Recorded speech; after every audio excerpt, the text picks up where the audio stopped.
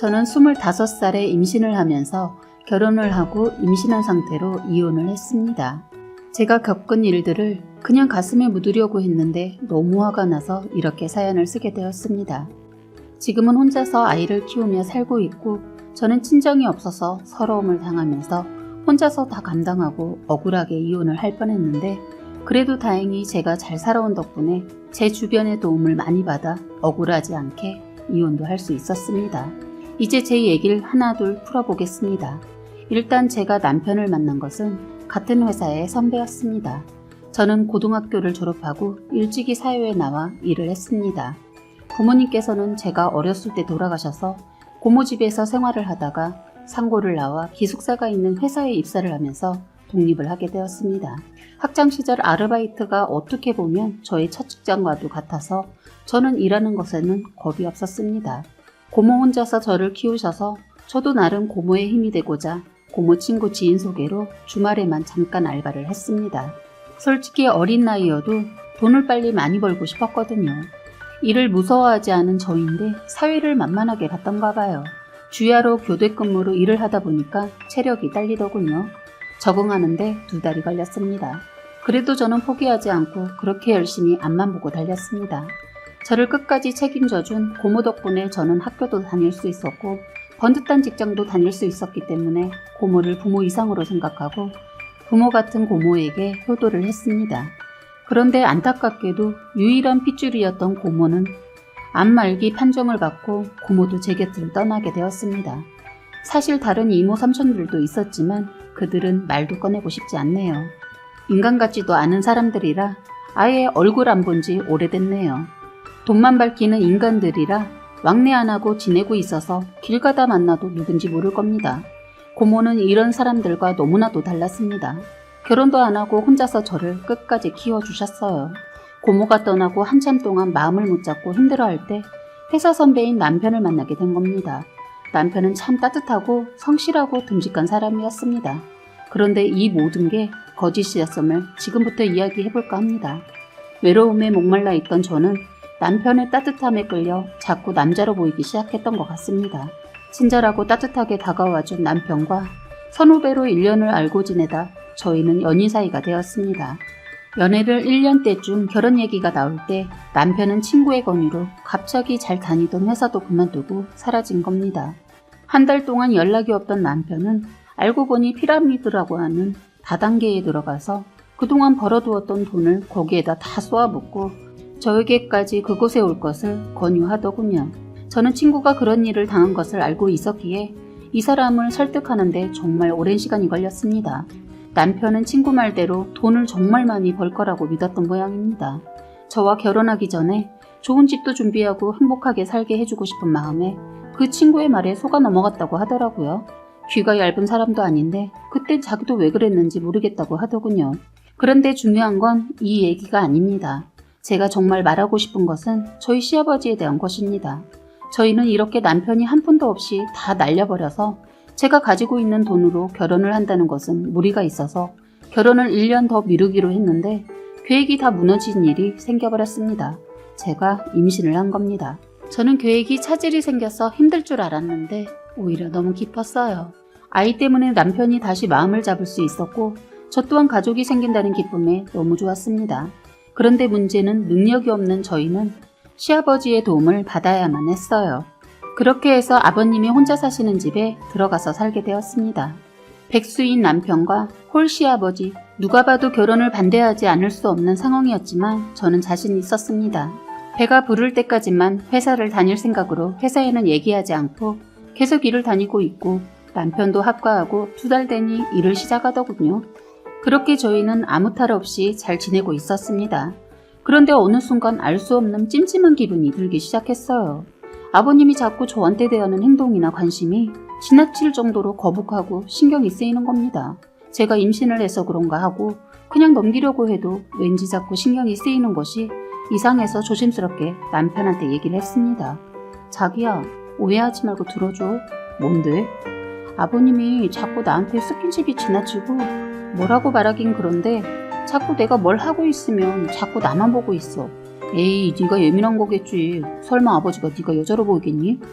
아니, 그런 뜻은 아닌데 신경이 쓰여서. 네가 이뻐서 그럴 거야. 저는 더 말하고 싶은 것이 있었는데 남편의 반응 때문에 더한 얘기는 하지 못하겠더군요.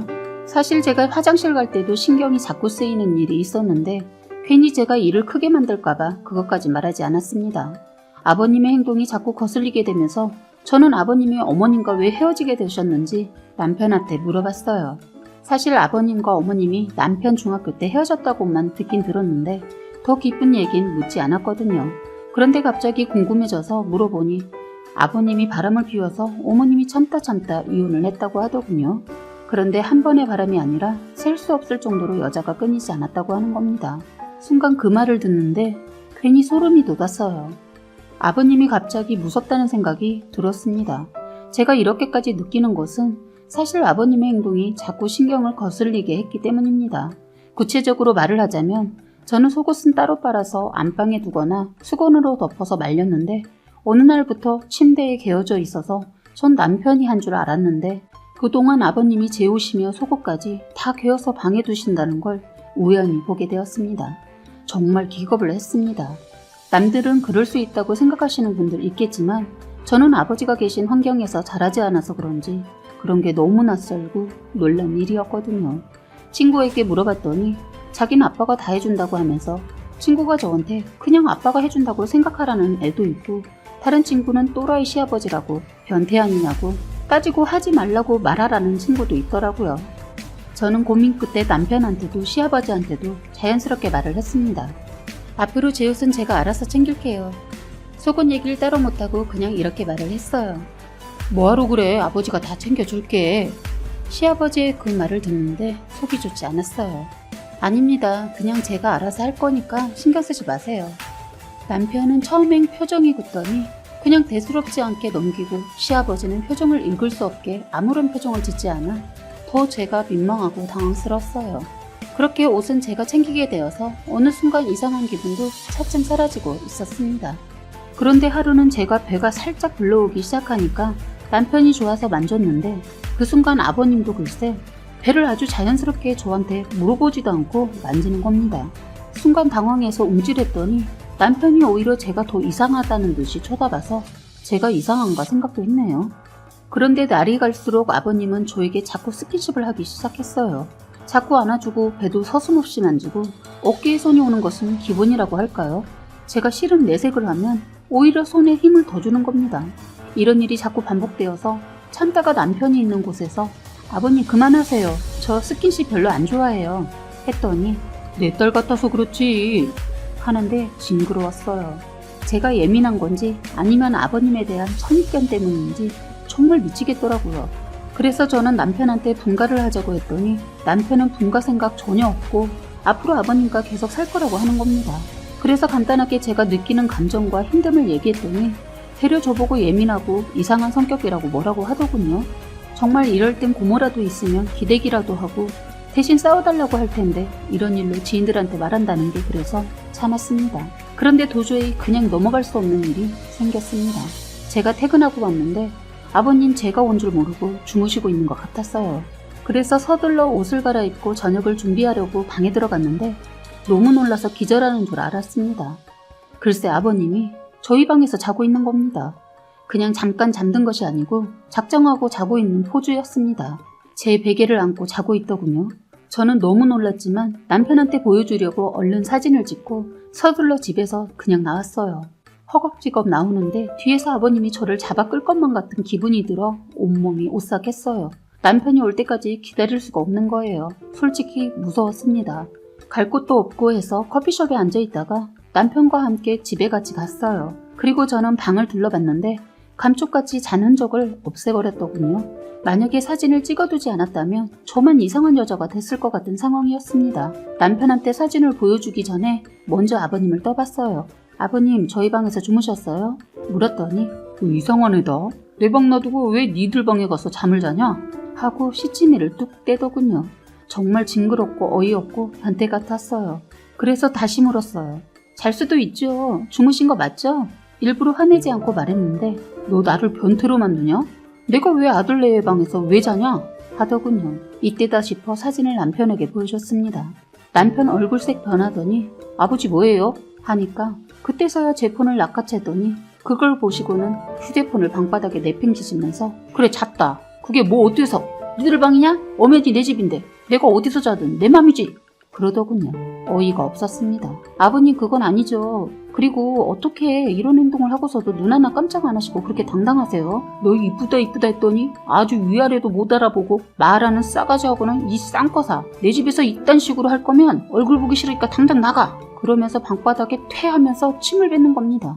남편 놈은 얼굴은 벌겋게 달아올랐지만 자기 아버지와 제가 그렇게 싸우고 있는데 아무 말도 못하고 바보처럼 멀뚱하게 서 있길래 자기도 뭐라고 말해야 하는 거 아니야? 자기도 아버님이 우리 방에서 저렇게 내백에 껴안고 자는 게 당연하다고 생각하는 거야? 왜 꿀먹은 벙어리처럼 그러고 있냐고. 아 진짜 너 뭐하냐고 하는데도 자기 아버지한테 덤비지 않더군요. 너무 서운하고 화가 나서 그냥 홧김에 바로 폰만 들고 나와버렸습니다. 나쁜 놈 제가 바람 쐬고 다시 올 거라고 생각했는지 뒤따라 나서지도 않더군요. 홧김에 나왔지만 기가 막히고 황당한 얘기를 누구한테 말을 하고 도움을 받아야 하나 고민하다 잘 가는 반찬가게 이모님을 찾아갔습니다. 가끔 가서 속 얘기를 털어놓는 분인데 제 모습을 보고 서둘러 가게 문을 30분 일찍 닫고 제 얘기를 들어주셨어요. 이혼을 하고 싶은데 어떻게 끝을 내야 할지 그리고 시아버지 혼을 어떻게 내줘야 할지 모르겠다고 했더니 이모님은 심각한 표정을 하더니 일단 집에 가지 말고 자기 집에 있다가 상황 보고 이혼 준비하라고 하더군요. 다행히 이모님은 자식들을 다 출가시키고 혼자서 자그마한 반찬가게 하고 계시면서 혼자 살고 계셔서 저한테 방 하나를 내주셨어요. 그리고 저는 그분한테 그동안 들을 수 없었던 남편과 아버님에 대한 더한 것도 들을 수 있었습니다. 왜 이모님이 남편 집으로 가지 말라고 하는지, 남편이 제가 아버님에 대해 얘기했을 때 왜 가만히 있었는지를 이제야 알겠더군요. 남편 놈 저는 안중에도 없는 놈이었어요. 정말 충격이었습니다. 아버님이 아들의 여자 즉 며느리에게 몹쓸 짓을 해서 아버님이 감옥에까지 다녀갔다고 하더군요. 그것을 알면서도 같이 살고 있는 남편 놈을 이해가 가지 않았습니다. 제 짐작으로는 아버님 재산을 노리고 그냥 붙어있는 것은 아닌가 싶기도 하고 행여나 지 계획이 틀어질까봐 아버지 비유 맞추며 제 이름 무시했던 거 아닌가 싶기도 하고 그렇다고 해도 어쨌든 도저히 이해가 안 됩니다. 그때 어머님에 대한 얘기도 들을 수 있었는데 시아버지의 바람개를 끝까지 참다가 끝내는 아버님이 며느리에게 한 몹쓸 행동 때문에 이혼하고 집을 나갔다고 들었습니다. 전에 남편이 어머니에 대해 말해줬던 것도 다 거짓이었습니다. 이모님은 그곳에서 오래 사셔서 저희 집에 대한 모든 것을 다 알고 있었던 분이셨어요. 이 모든 것을 듣고 나니 더욱 그 집을 들어갈 수가 없겠더라고요. 무섭고 막막하고 혼란스러웠습니다.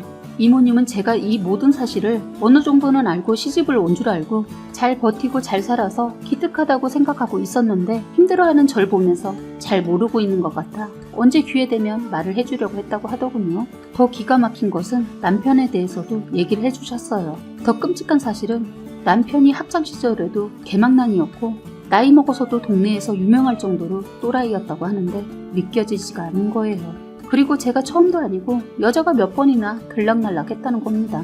지금까지 임신하고 산 여자는 저뿐이라고 하더군요. 남편 놈까지 그런 놈이라는 얘기를 들으니 더 분하고 속았다는 것에 분해서 미치겠더라고요.